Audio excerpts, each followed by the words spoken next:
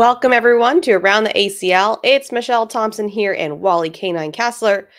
So it's basically an episode of Baggin and Braggin. We're bringing it Yeah, back, let's Wally. go. Bring it back. We should have done our intro, actually. We took Yeah, so long to get we it. We only could used have it just like popped once. it. It's fine. Everything's fine. I don't even Just get. have the voice to sing the Wally and Meesh show, so Oh here we go. man. All right. Well, we'll let it slide this time. We're just getting back from Spencer Mackenzie's, and it looks like we both did well. No sunburn. No sunburn here. No sunburn Yeah, there. no, I never bake anyway, so I'm good. Like Jake was out in the sun for 10 seconds and roasted. It's funny. Oh man, Jake. Well, if Jake was on the show today, we could have said that he was the casualty, but Wally and I did well. And I don't know about you, Wally, because you obviously had to work the event. I did not have to work the event, but I was out in the sun quite a bit. So I was just being very good about reapplying sunscreen and making sure I didn't become one of those casualties, considering I live in California and definitely know better. Yeah, no, I was actually kind of bummed that I didn't get to venture out as much as I did.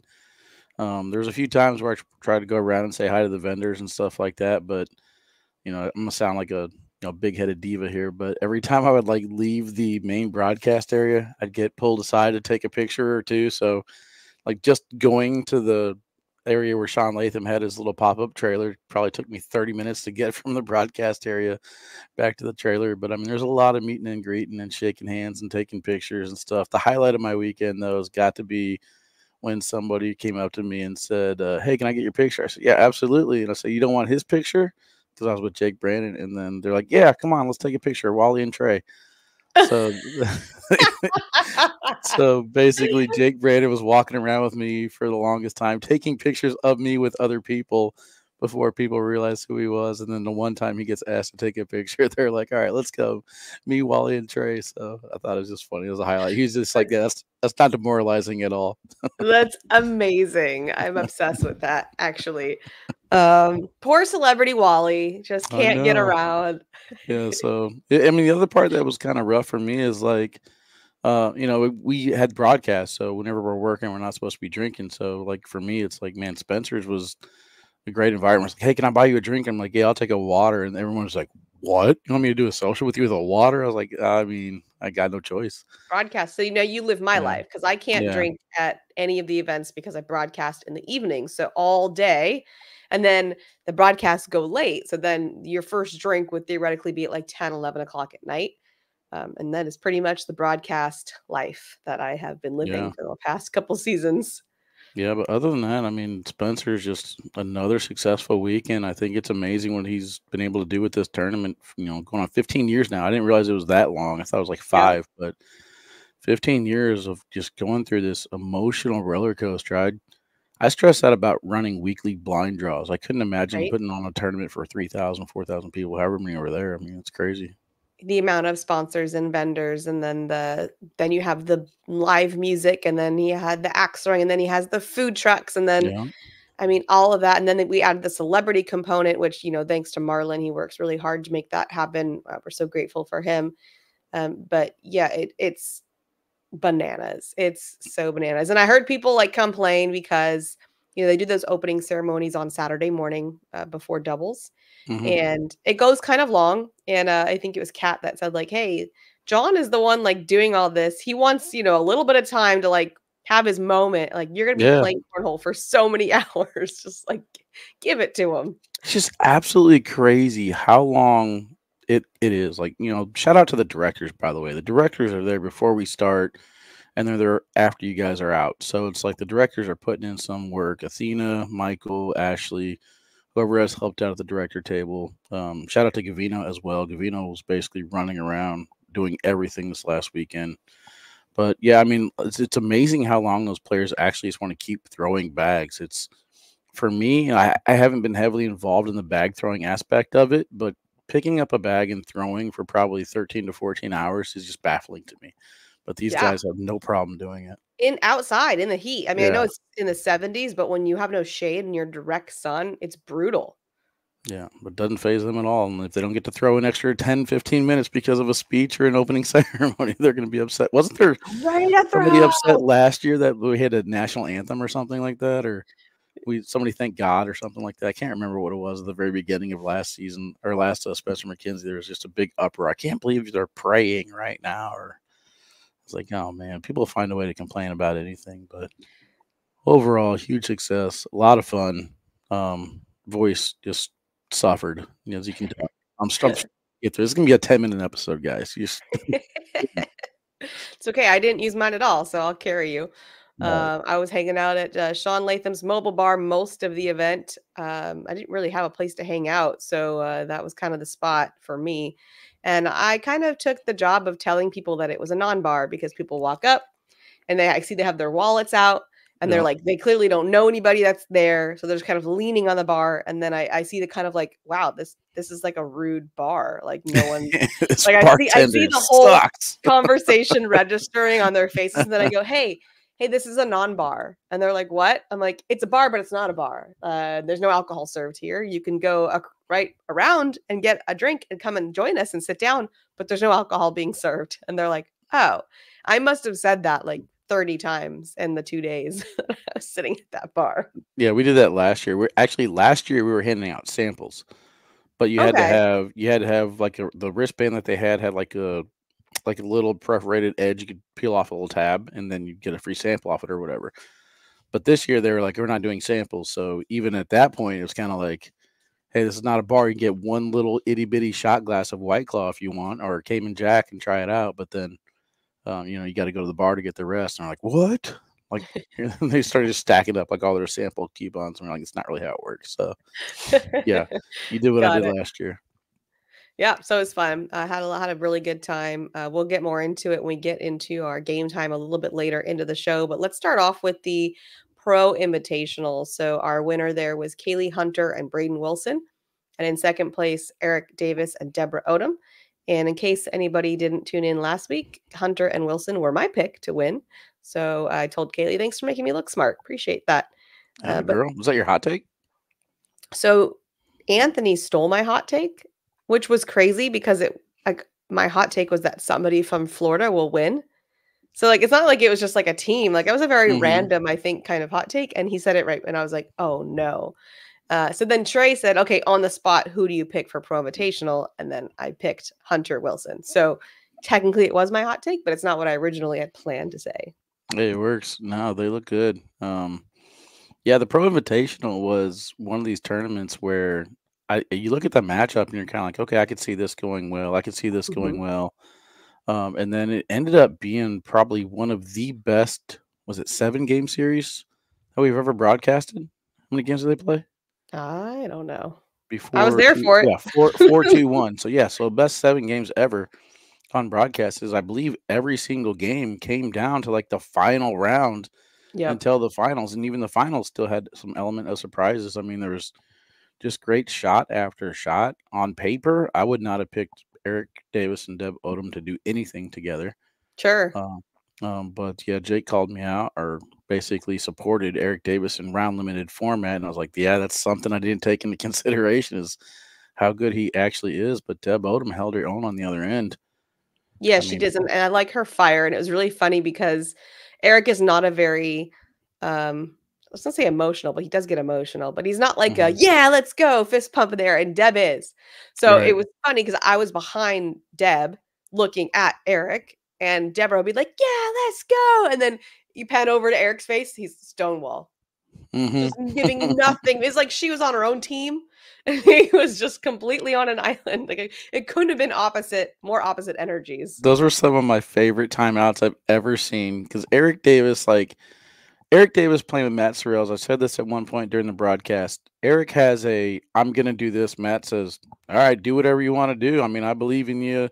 Yeah. Do your thing. Every now and then he'll kind of rein him down and be like, I don't think that's a smart play. I think this is a smart play. But when Eric Davis would call a timeout and like go down to Deb and kind of show respect, like basically saying, hey, I'm about to try something stupid, you know, but he's not saying it like that. He's walking through his shot idea, like what he wants to do.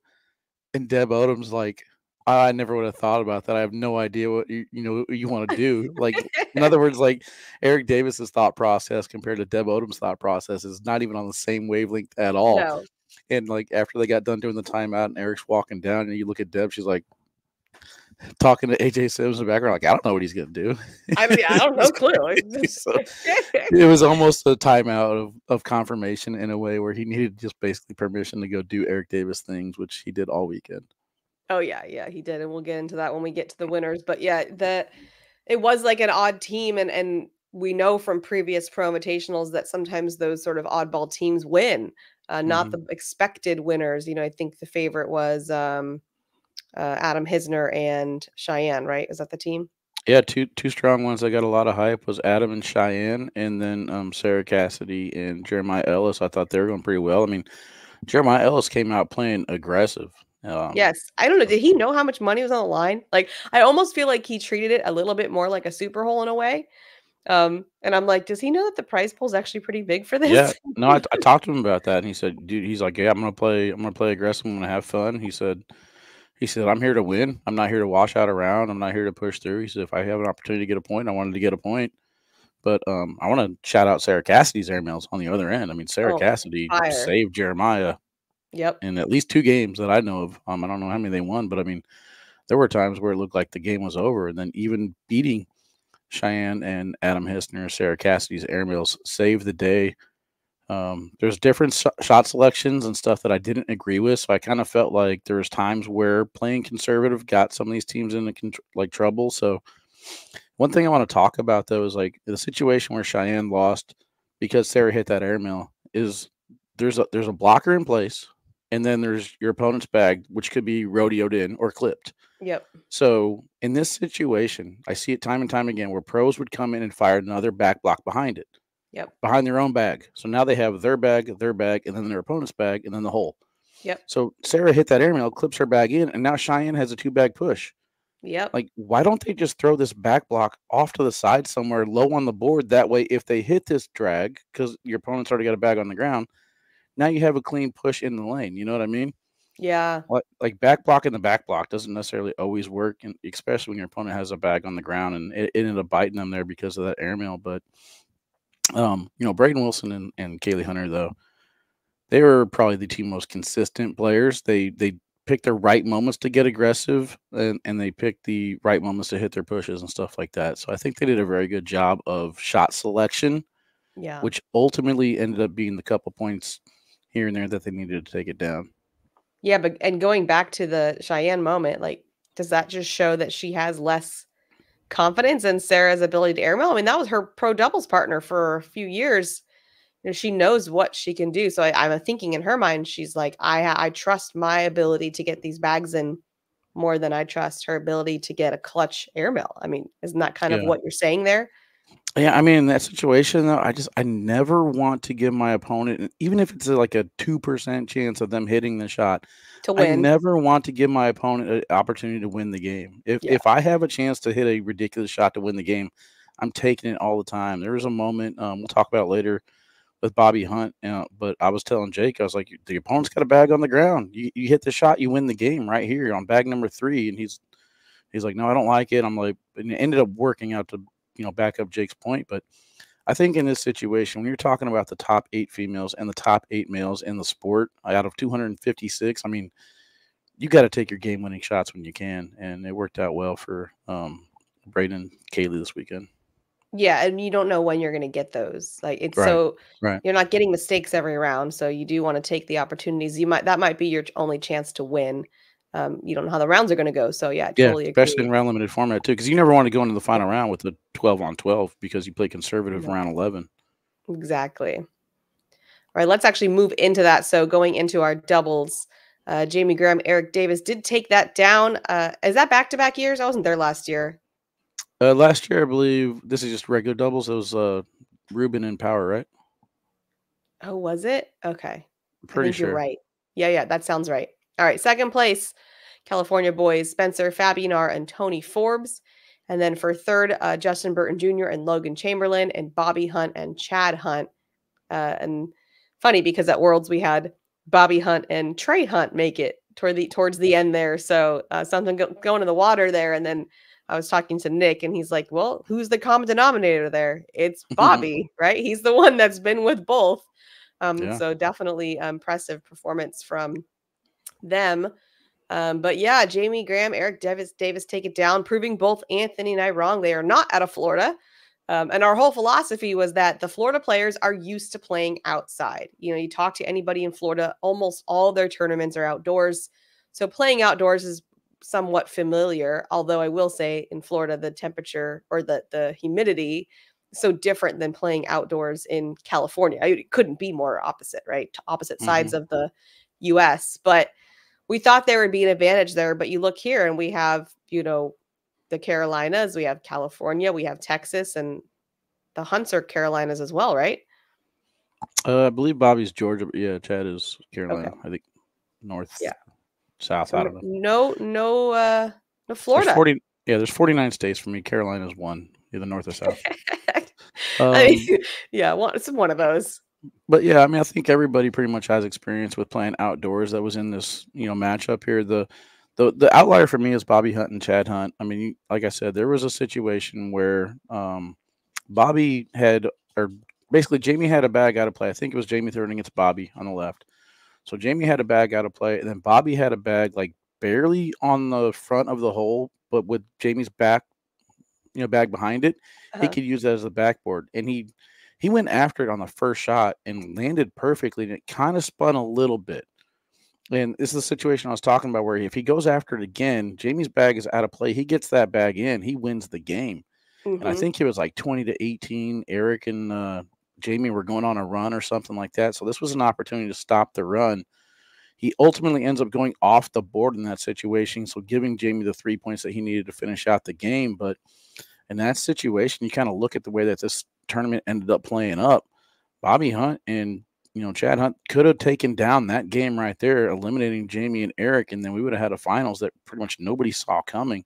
Totally. Um, Spencer Fabianar and Tony Forbes, if anything, brought the crowd.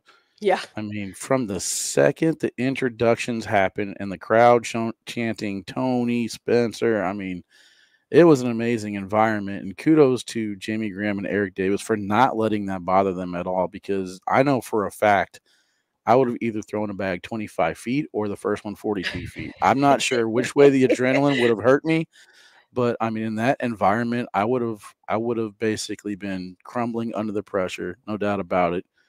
JBJ and Logan, what a weekend they had. We'll get into the Crew Cup in a little bit, but I believe JBJ and Logan Chamberlain, the only two that have announced their partnership or running it back for next season, or maybe they're just announcing they're running it back with BG. I'm not sure, but I mean that's basically becoming a staple now in the cornhole world. Very similar to what we saw with Cody Henderson and Adam Hissner to start out their careers. So JBJ and Logan Chamberlain, the way that they work together on the boards, really not too much conversations out of JBJ, but Logan Chamberlain, he's kind of evolved now into a all-around player, which is what we saw out of Adam Hissner this year. And I expect big things for JBJ and Logan Chamberlain in the future. They're showing they can play anywhere, indoor, outdoor, any type of environment, any type of crowd. They're having fun. They're out there winning some money. So Yeah, and it'll kudos be to them. interesting because we have so few what do we call these teams that stay together? I don't know what we call. Loyalists, I guess. Yeah, I don't know so whatever this is, it's going to keep getting fewer and fewer. It seems like we don't tend to be trending in that direction. We're really trending in each season, people wanting to trade up. So somebody has there's an A and a B player, a clear A and a B player, and the A player says, enough with that. I need to go find an A. So I want an A and A team.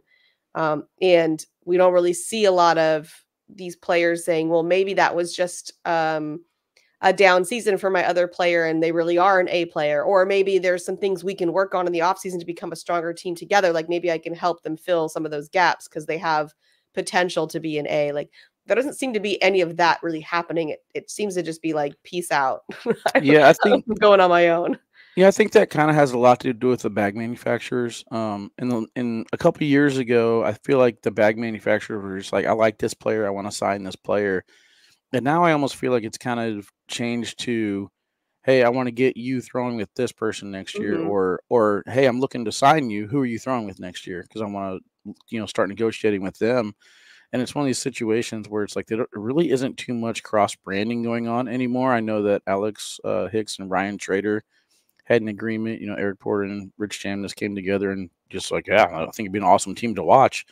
But you're not really getting too much of that out of the bag manufacturers anymore. So you have to have your doubles partner lined up before you can go sign back with bag companies, and it's creating an interesting off season. I've been kind of listening a little bit to some of the players and how they're talking about handling the off season, so that's something to keep an eye on going forward. But I remember Jamie Graham and Eric Davis thrown together 2 or 3 years ago in Virginia Beach when it was the Baby Goat and Matt Guy weekend. Yep.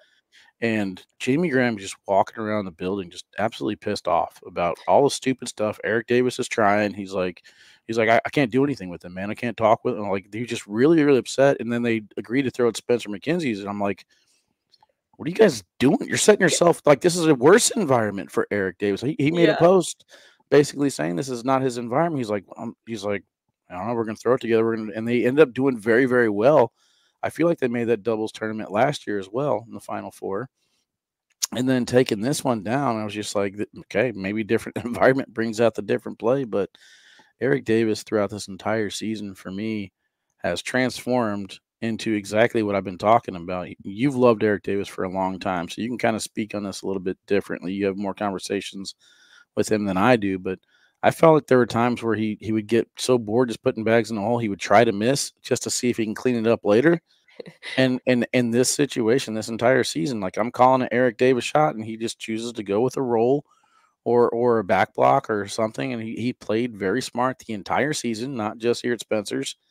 And if he didn't play that way, him and Jamie wouldn't be walking away with that $40,000 check. So, Yeah. hats off to Eric Davis this season. He has transferred everything. Jamie Graham has continued to do Jamie Graham things. Get me looking forward to him. But I do want to talk about Spencer and Tony real quick if we got time. Yeah. Tony and Spencer, I think their biggest asset that they had was the crowd. And I said it time and time again where it was kind of like you don't know how to handle the adrenaline. There were situations where they went down in that finals match early and they didn't cause a timeout. They didn't play into the crowd at all. The very first miss from Eric Davis and Jamie Graham, I would have called a timeout and like went and talked to my partner for a second and then came back and like hyped the crowd up to get it going. Yeah. If anything, we know that you could probably get under Eric Davis's skin a little bit like Trzynski did in Minnesota by either talking to him or getting the crowd heavily in his favor because he doesn't like noise when he's throwing. Mhm. So the crowd could have played a huge factor in the situation. And then they might have gotten a little bit too aggressive too early with the airmails and trying to go for these, big gusto shots instead of trying to wash out around. Next thing you know, they're down 8-0, and then you can see the look on their faces just completely transformed. They went from enjoying the moment to feeling the pressure, and it got to them. But Spencer and Tony, they're gonna be players to watch for the next few years. Winthrop University has a good one there, and Spencer will kind of be on the Tony Forbes watch and see what he wants to do. I don't think he signed anywhere yet, right? No, not that I know of, and I think I've mentioned it before that he is considering the college route. Like, I don't know what he's Yeah. gonna do, but he is at least considering it. He's wondering if maybe that's a better approach than jumping into the pro field immediately out of high school. So we'll Yeah, but see. so the four teams that were in it, they definitely deserve to be there. You look on paper, Bobby Hunt and Chad Hunt are the outliers. They're like, what are they doing here? They must have had an easy run. And I was talking to Anthony Etheridge during the final eight. We were sitting there watching. He said, dude, when Bobby Hunt and Trey Hunt played against us, they missed like two backs. He's like, they were Wow. just unconscious. And then you look on paper, you're like Bobby Hunt and Trey Hunt getting ready to take on Ryan Windsor and Devin Harbaugh. Like, okay, Ryan and Devin going to continue to do what they do. And it was like, I look over the scores like 17-0 or 17-2 or something like that. I'm like, okay. Yeah, they So, finished 25-4. yeah, so Bobby Hunt and Chad Hunt, they have my attention heading into the 2025 season. I'm really looking forward to watching these guys. Um, if I were Trey Hunt, I'd be scared. He's the hunt out, the odd hunt out, if you will. Why do you think he's the odd hunt out? Just because I like picking on him, and Bobby and Chad's chemistry look pretty good there. I know, but at Worlds, I felt like Bobby and Trey's chemistry looked good. They were on our court when we was commentating, and they totally did. So I don't know. Bobby's the hot commodity there. Yeah, He's gonna no. get a fight. It was kind of funny. Tommy Sliker messaged me during that broadcast because I said something. I was like, "Is there another hunt out there that we can get to have like a Yeah, we need all hunts 4. crew up?" And then Tommy Sliker messaged me. He said, "I'm changing my last name to Hunt just for that purpose next season." So there we go. So Yeah, okay, perfect. That'll solve yeah. that problem. Going back to the Eric Davis comment, bags have a lot to do with it. I know that when we've had conversations, he's really comfortable with those bags. And if you Hmm. remember 2 seasons ago when Tony Smith was throwing those sticky contrabands, he would come back and, I remember one broadcast, I think it was Salt Lake City when he was waiting, and he was like, I cannot get these bags to slide. So he was really frustrated because he kind of was relying on that like skipping rocks technique to get the Hmm. bag into the hole. And that doesn't always work. It's going to have a lower percentage than a slide shot. And so the bags where he was like just really working against himself. They just weren't easily getting to the hole. And I don't know what Eric would say was the difference between the bags, but I do know that he's very comfortable with the bags that he threw this season. And I think that they were a little bit slinkier, like more able to go Hmm. into the hole. And so he was able to play a more successful slide game. If you look back to last season, he wasn't a high PPR thrower. He wasn't ever running bags. And yeah, maybe part of that is that he was bored. But I also just think that maybe the bags just weren't working with him to get those easy slides. Because I always tell players when you're feeling off or when you're frustrated or when your emotions are high, find your slide shot. Your slide shot should be your home base where you just kind of lock back. It's comfort, Right. it's easy, it's effortless. So if you don't have that home base to come back to, it'd be like, let me just lock back in with my slide shots. If your slide shots aren't easy and home and relaxing and effortless, then you're kind of always all over the place emotionally. You're never really able to get back to that, I'm just locked in and good to go. So I feel like that's kind of been the game changer there for him. That's a good point. Kind of playing off of that next season. So be curious to see how he does next season too, because we got the cycle of boards every 2 years as well. So the boards might have been playing a little bit stickier as well, which made him want to throw a faster bag. So be curious next year to see how players play with a faster board. Well, a lot of people are loving those Pro Sniper Elites. Hmm. So I feel like that is just a better bag choice for a lot of people. And yeah, we'll see how the board speed plays into that. In terms of Spencer Fabianar and Tony Forbes, those shots they were going for while aggressive, they typically hit. Hmm. If you go into the semifinals, they were hitting those shots. They just weren't hitting them in the finals. And I totally agree with you. There needed to be a reset there Yeah. because I think what was happening was, oh crap, we normally always hit those. Now we're not. So like, what do we do? And then now you're down so many points, you have to start playing more aggressive. Although, I mean, that's debatable, right? You Yeah. could just try to wait it out. I think the difference is though there were times in the first game that they played where they hit them to either score or to force their opponent to hit a difficult shot. Whereas in this situation, to start out this game, they were hitting them to wash out the round.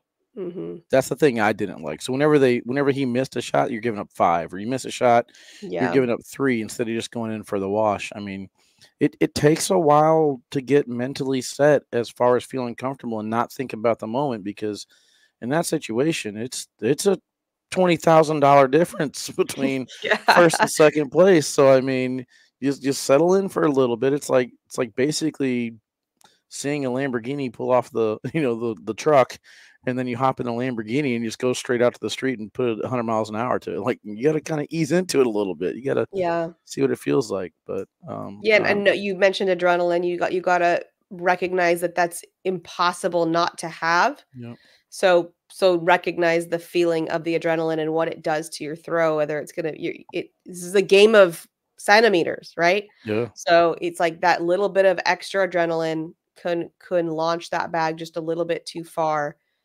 which would make your air miles not work, right? So and then a lot of the other shots, your rolls, things like that. So kind of tapping into the body to recognize, okay, what is happening right now physiologically that's going to play into this game of centimeters and how can I adjust for that? And they'll learn. I mean, look how well they did. So yeah. hats off to everybody who made it there.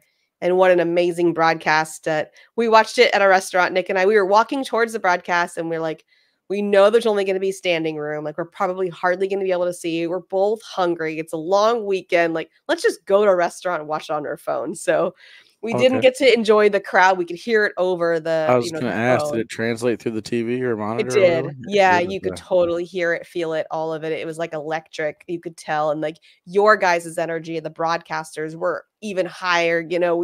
Corey and I talked about it on the car ride home. It's a little different when you haven't been commentating for, 10 hours straight and then get to the Mhm. finals and you're like, here we go. We got to be full energy. It's Yeah, the no. 10th hour of the Yeah, day. I was digging the 2-hour broadcast for sure compared to the 13s. Yeah. Well, a little different. Yeah. So you could feel all of that, and that was really cool. And then you could totally feel the drop when Spencer and Tony started to decline, like in them. Mhm. And you could feel them just kind of declining with that energy, and that's where the reset would have been really helpful, probably. But let's move into the other events we had. We had the Crew Cup, we had the Celebrity Crew Cup, and then we had women's doubles as well. The Crew Cup, I watched it, but I can't remember. Logan Chamberlain is the team name. So can you tell us who was on the team? Yeah, so it was JBJ, Logan Chamberlain, Gavin Cano, and Ethan, Walker. That's right. And then, they played against Chase Frieden, Landon Crabtree, Quinn Reeves, and oh man, I had it.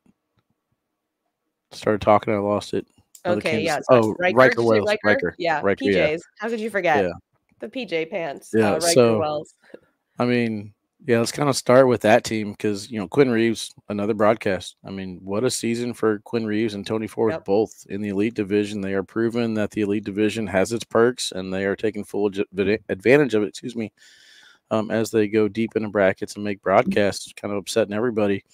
And there were times where I was free this weekend, and I was able to kind of tune into some matches that were happening. And one of the matches that I saw was, or at least read about, was Landon Crabtree playing against Spencer Fabianar, and Landon Crabtree in the environment took his Hmm. sweet time throwing the bag. And we Yep. talked about it time and time again how he'll throw the bag when he's ready and he wants to put his best game forward. And sometimes that might come at 40 seconds, Yeah.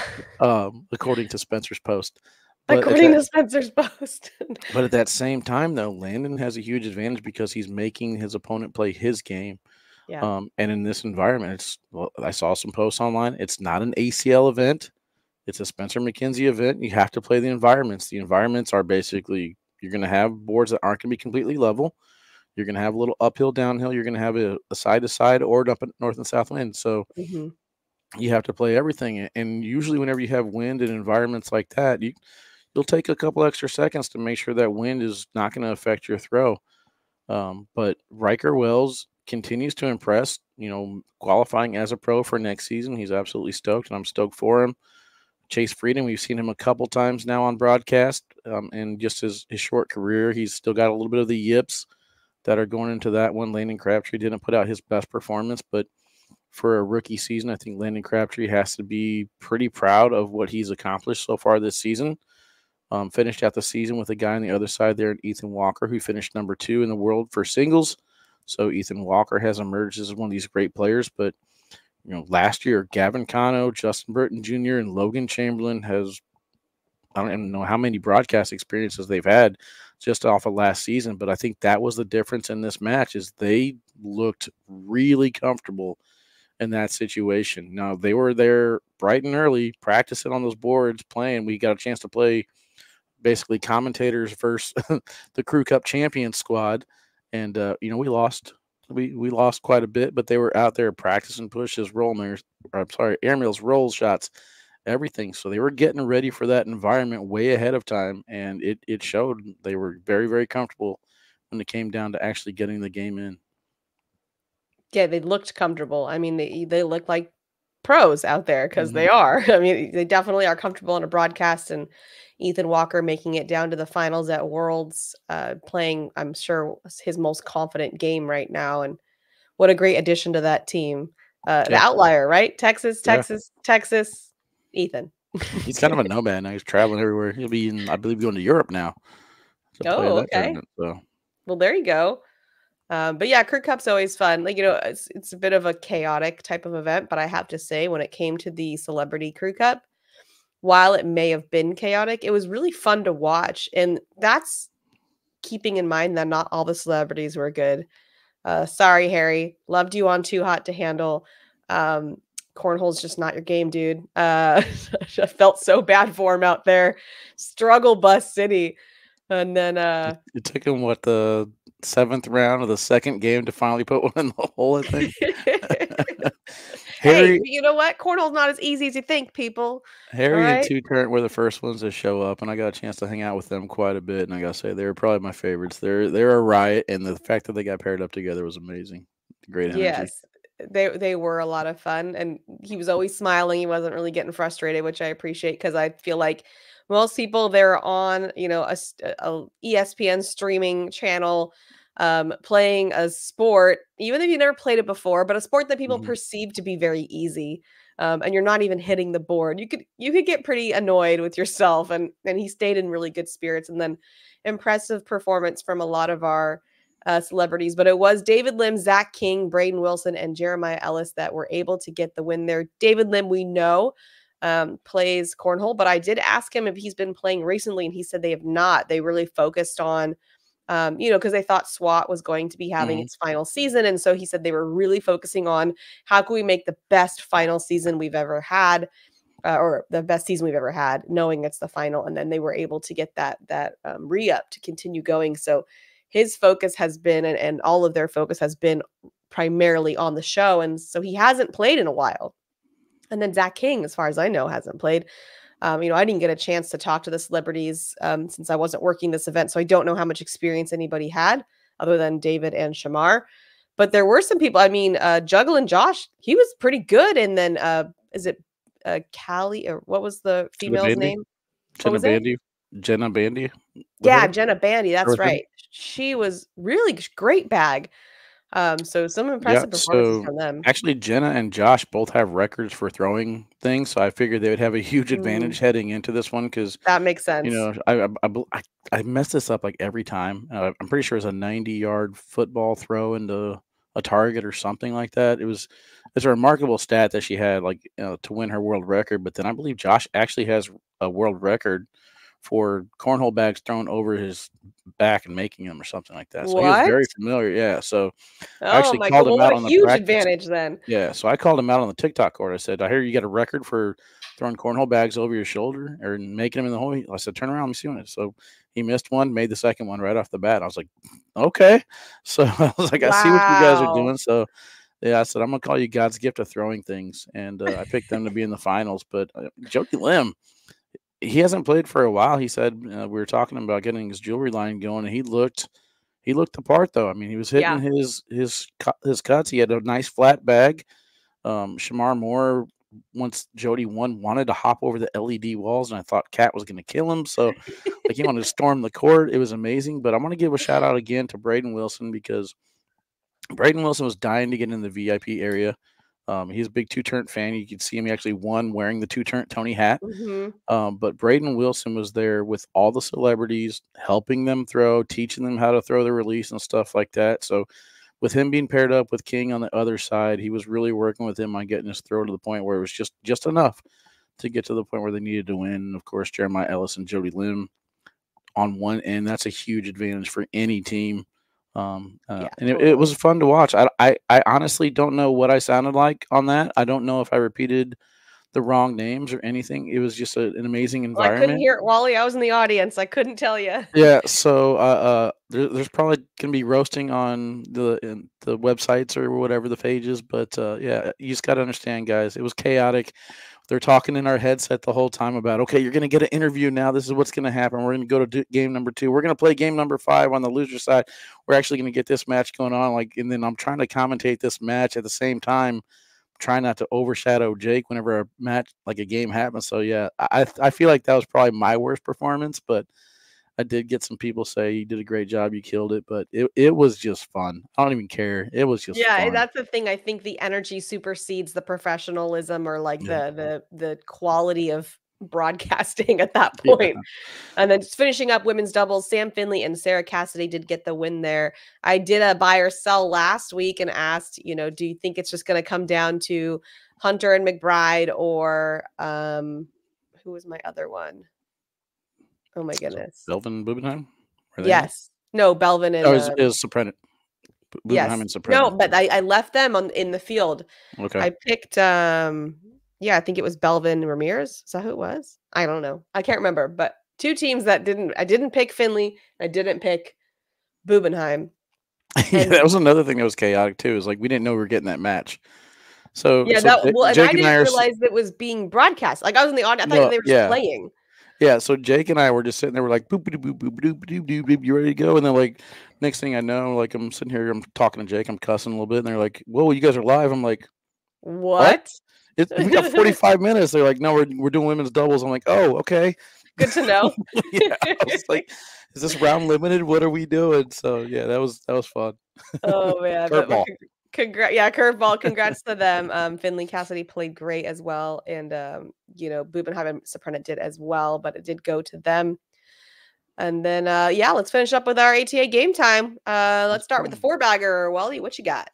Yeah, bagging and bragging game time. Yeah, Baggin and Braggin game time, that's right. All right, you said four bagger. Yeah, Good one. 4-bagger. All right. Obviously, we talked about it quite a bit this show. California crowd, top of the charts. You guys have moved up to number Let's one as go. far as the best environment I've ever commentated in. Jake Brandon, at times during the breaks, we were talking about the goosebumps that we had. You guys showed out for everything.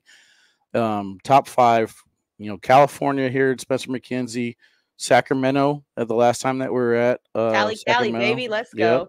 go. Brighton, Michigan, Canada, and Australia. I love whenever people cheer for 9-on-9s, 8-on-8s, and you guys were just electric this entire weekend. So shout out Cali. Let's go. And Callie Slinger is winning at Worlds. I mean, it is like, Nick and I were talking about it when we first started playing really competitively. Like, Callie's just late to the game, but watch Hmm. us come. Like, here, like, there's no way we're a massive state. So we're going to get there. We're just late to the game. It The had only to, problem is, like, some of you guys are leaving Cali to go out to the Carolinas or Winthrop. You know what I mean? yeah, But just, Anthony I know. Brunson, We're still going to claim them as ours, though. Those are still our Cali yeah. boys all the way. No, Anthony Um, Brunson in the qualifier did really well, and Adrian Brunson yes. we already know about. So Yep. I see you, Callie. We still got Vincent Frisch and yeah, there's still a few in there. So yeah, we're not. And then who just made it to Gio Mora. So he just made it as a pro and he's phenomenal. So we're staying. There's some staying here in Cali. My 4-bagger was on Saturday night. Saturday night? Yeah. We played Crew Cup with so it was me, Easy, Nick, and David Lim versus 2 of the SWAT guys, plus Shamar Moore and Rich Chamness. So the Rich first was there game, this weekend. I saw Rich. That was the only time I saw him. It was that little blip. I literally just Like, messaged him. I where said have I you missed been? you in California. It's crazy. So we played Crew Cup. We did a best out of 3 because they won the first one, and David Lim's all, no, best out of 3. Let's go. We won the next 2. And we just had so much fun. And it was No. really dark. And it was when they told everybody we had to leave. So the security's just watching our game as we finish because Cat's like, everybody get out. But we were in it. Yeah, we weren't going to just let that game go. Nice. So that was my 4-bagger. All right, 4-bagger, what you got? Floor bagger for me was getting back to the hotel at 2 a.m. After taking down the entire set. So Heard about that. after having an exciting weekend and just being on cloud 9, it came to a quick womp womp as we're sitting there tearing everything down. The trusses, the lightings, the wires, the computers, the tables, the It's a whole risers, the thing. trucks, loading 2 trucks. It was me, Steve Schrader, Jake Brandon, Corey Russell, and Gavino loading everything up. So it just took way too long. I heard The Trey did a body, countdown. If you're not, yeah, if you're in here in the next 60 seconds, you're helping. yeah, he closed his eyes and did a countdown. And I tried to run away. He wasn't having it, but no, it was definitely weak sauce. Jason McCannon, though, I do want to shout out Jason McCannon because Jason McCannon would always stick around and help, picking Yeah, up the VersaCord, picking up the wires and stuff like that. So that's Jason McCannon cool. from Fire Cornhole, You're the real deal. love you, brother, and I appreciate that. But yeah, my body was a wreck, and I'm still recovering. My 4-bagger was so I played with Maddie King. We went 4-3 in rounders. Really proud of ourselves. We got to be number 1 in our bracket, tier B. And first game, I could not figure out the board speeds. I struggled that game, but second game, I felt much better, and we were doing pretty good. We were up 2019. I was in a predicament where I had to make an airmail to stay in it. I threw it, hit the back lip, stuck, didn't fall in. Oh, Lost the Velcro. game, and that was it. We were out. So we went 0-2, and I was like, "Oh." Uh, And I looked because Nick was there, and I said, "Did I throw it too hard or far?" And he said, "No, you threw it perfectly. It just didn't go. yeah, that's There's the nothing thing you is could have like done." whenever you do rounders and bracket play and stuff like that on Saturday, right? Yeah. Like it's a long day Saturday, so you're gonna have every single different type of board condition Yeah. Saturday, Oh, and then yeah. you go into Sunday and it's entirely different. So yeah, Yep. Yeah, that's it took rough. me a second for sure. That first game, I struggled. I was like, too long, too short. Like, I was like, I just couldn't get it. But anyway, I was proud of our performance. I still feel like I played like the best that I could play. I probably averaged in the mid sixes, high sixes, and I got points on Trevor Brooks. He'll tell you. Shout That's out dope. Trevor. He was like, he's like, you made me a little nervous there, like you were hitting all your shots, and then I hit a 0, so that was a No, good ending to somebody that. somebody came up to me. I was like Meesh is low key kind of good. I was like, dude, she's not bad. I don't know where you guys ever got the impression she was bad. Maybe it was my Meesh did off the backs for a year that did you in, but no, you can hold your own. All right, send it or board it.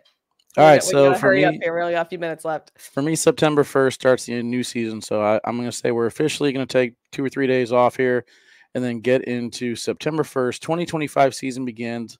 Senator board it, training for the 2025 Slippery Stairs Championships. Oh, if you should, I'm sending it if you're gonna do it, or Both of if us. I would. Do both of us. I'm I'm a sending it. hundred I'm training. percent. I'm 100% out. I know for sure those What? people are injured. Do you see when they go down those stairs? Like that, Yes. I'm throwing my entire hip out of socket going down that. I am too old, Wally. I'm older than you. so, so you boarding it for me too? We are too old, Wally. All right, I'm sending it. I'm going for it. Mine is tier 1. Like, are you trying to get that tier 1, or are you trying, because there are people who literally would throw the game to get tier 2. I didn't No. want tier 1, but like, or are you just like proud to make tier 1? Like, what do you think? No, I never play to lose, and I never play to win the entire thing. But I wanna make a mark somewhere. Okay. So if I make tier one, like if I get Eric Davis and Jamie Graham in the first round, I want to send them to the losers bracket, and then that's my Super Bowl. You know what I I mean? did it. Yeah. Done. So tier one for me. All right. Would you rather? What you got? All right. Would you rather work Spencer Mackenzie's and be in the VIP area, mingling with the celebrities and all that type of stuff, or would you just like to kick back and take it all in like you did this weekend? I kind of feel like I missed the taking it in this week. It was hard for me. It was hard for me not to be, like, involved, like, I felt, because it felt like I should be. So, like, I Hmm. had a really hard time separating, like, I'm like, "I should be interviewing them. I should be getting Yeah. information from them." Like, it felt so weird to just have no idea what was going on behind the scenes at all, and so, I don't know if I I liked it very much. I felt like I struggled with the interviews, and I was just like, "Why isn't Mish doing this?" Like I was out of it. Oh, it's hard. Mine is, would you rather have that expensive, like, Crown Hotel? It's very expensive, but you're right there and you're walking distance. You don't have to worry about, getting into a car, Ubers, nothing. Or you can save money, but you can't walk. So you're going to be, No, I'm wanting to go Crown Hotel. I felt like yeah. that was where all the action was at. There was times where I wanted to hang out, and then I'm like, I don't want to drive home after I get done hanging Mhm. out, so I'm just gonna go ahead and bypass it all and go home. So, yeah, FOMO for me by not staying at the Crown. If there's an option next It's year, so I want to pay the difference. most comfortable bed I've ever slept in my life. Like, Now please, I'm, I'm now gonna I'm call them later solid. today and find out what that bed is. All right, hot take. You got a hot take? All right, last year we had 15% of the pro partners stick together. I'm going to say that we're going to go up a little bit. We're going to have at least 25 pro partners stay together this year. 25%? Yep. 25%. Do you know for a fact it's 15%?